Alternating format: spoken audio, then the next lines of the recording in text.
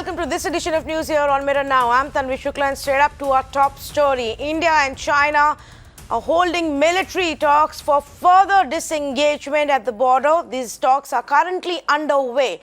Now, after the successful conclusion of disengagement at the Pangong Tso lake, the focus now is going to be on the long-standing friction points, including the crucial Depsang. Remember, both countries are sitting together for the first time since the Pangong disengagement. The co-commander level meeting and talks are taking place at the Moldo border point on the Chinese side of the line of actual control. So it just took us over a week for withdrawal of tanks and breaking down of the setup that China had actually made in several of those parts and areas of the Pangong Tso.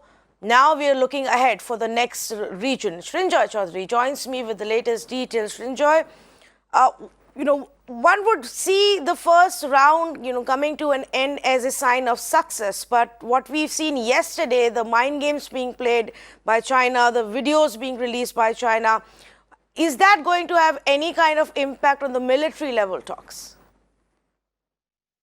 The important thing to note is all those mind games that you rightly talk about are maybe for the people of China, for the People's Republic of China. As far as the military level talks are concerned, India knows what the truth is. India knows what the position is.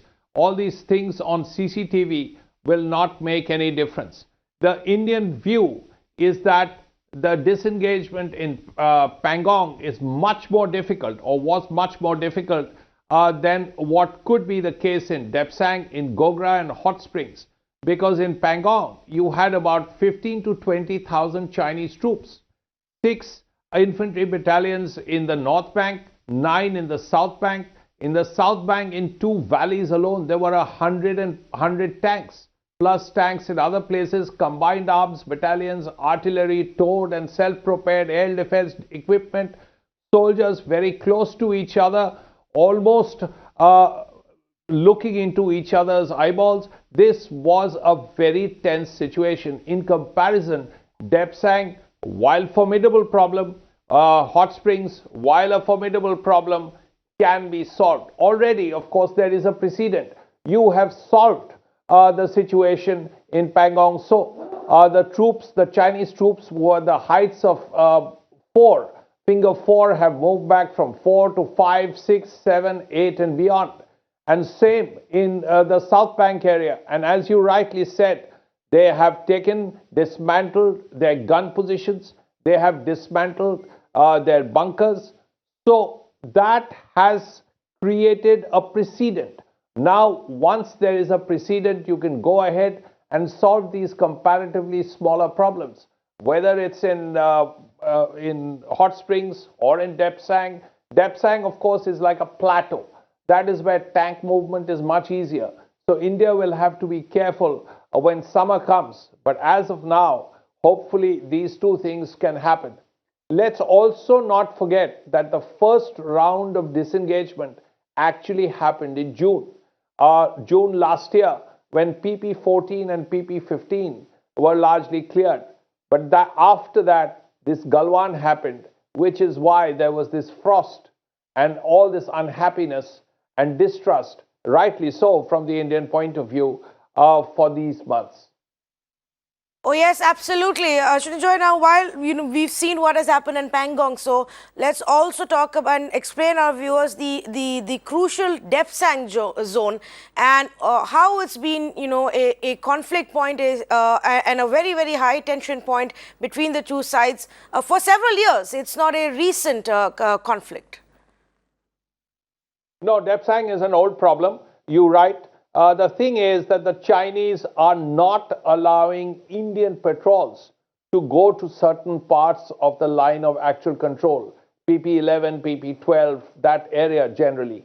And India naturally is saying, well, you won't allow us, we won't allow you, which is why there is this problem. Now, in the rear echelons, the Chinese have about 70, 75 tanks, about an equal number of infantry combat vehicles. So about 2,000-3,000 troops. Also multi-barrel rocket launchers. There is a build-up. Now that has to come to an end. you can't have all these troops right along the line of actual control. Now, this has to be sorted out.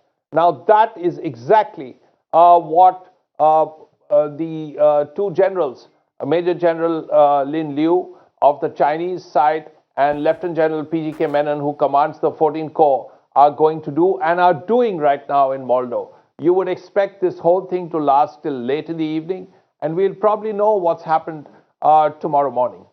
All right, Srinjoy Chowdhury, thank you so much for joining us and bringing us all of those updates.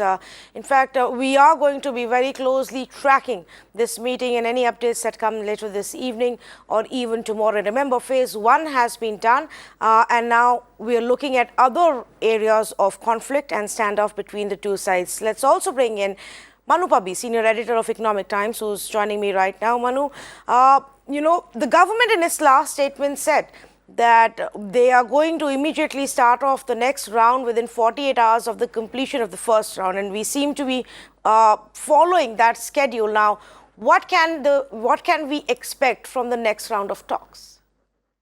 See, firstly, it's starting on a very positive note. There has been no hiccup in the Pangong disengagement, which is a positive sign. Unlike Galwan, which you remember, a clash happened, which really boiled into more tensions. The Pangong Tso disengagement has been very smooth. The expectation now is in this 10th round, which is expected to take the whole day, is to see some disengagement process for Gogra, which is an easy thing to do. At Gogra, there are armored formations which are face to face. The idea is to get them further apart from each other.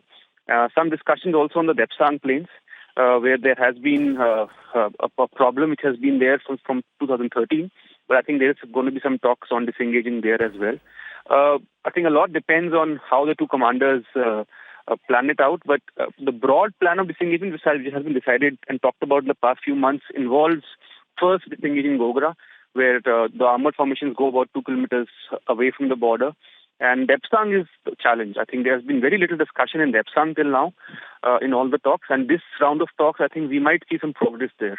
That could, be a flashpoint which is much more harder to resolve than, say, Gogra or even Pangong Tso. All right, so that's what we're going to watch out for. There you go, two of our experts telling you that Depsang is a bit tricky, but we're going to be looking out for what and how the conversation goes forward there. Manu Pubby, thank you so much